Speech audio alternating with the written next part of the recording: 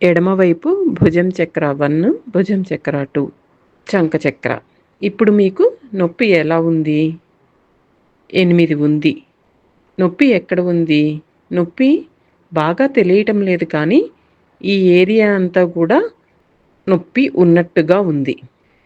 కండరాలను గమనించారా? మీరు చాలా జాగ్రత్తగా ఉండాలి ఫ్రెండ్స్.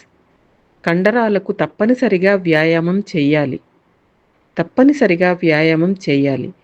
కండరాలను అంటే మజిల్స్‌ను కదిలించాలి. కండరాలు వ్యాకోచం చెందుతాయి. బాగా వ్యాకోచం చెందుతాయి. గ్రిల్ మటన్ తిన్నప్పుడు పొరలు పొరలుగా తీస్తూ ఉంటాం కదా! కరెక్టేనా?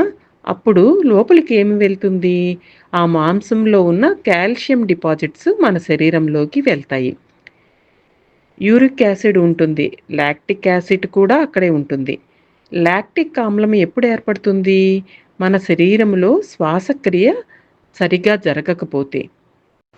మీరు అతిగా వ్యాయామం చేసినా కూడా లాక్టిక్ యాసిడ్ పేరుకుపోతుంది.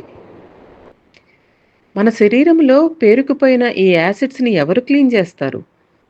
కానీ మనం సరైన విధంగా వ్యాయామం చేస్తే ఈ ఆమ్లాలు అంటే ఈ యాసిడ్స్ శరీరంలో తగ్గిపోతాయి.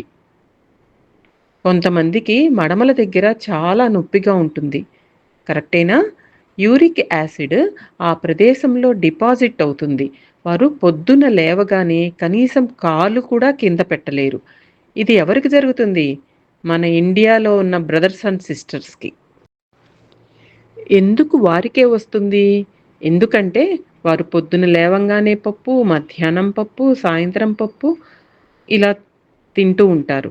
అప్పుడు లాక్టిక్ యాసిడ్ అనేది పేరుకుపోతుంది. అక్కడ వాళ్ళకి చాలా రకాలైన వెరైటీలు దొరుకుతాయి.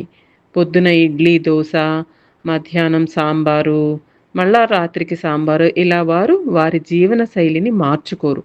నేను అమెరికా వెళ్ళాను. అక్కడ వారు కూడా రసం, సాంబారు మొదలగు వాటిని ఆహారంలో తీసుకుంటున్నారు. ఆలోచించండి.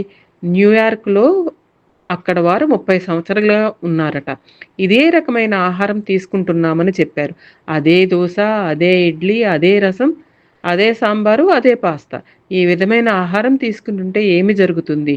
మీరు తప్పనిసరిగా క్రమక్రమంగా మీ ఆహార విధానాన్ని మార్చుకోవాలి.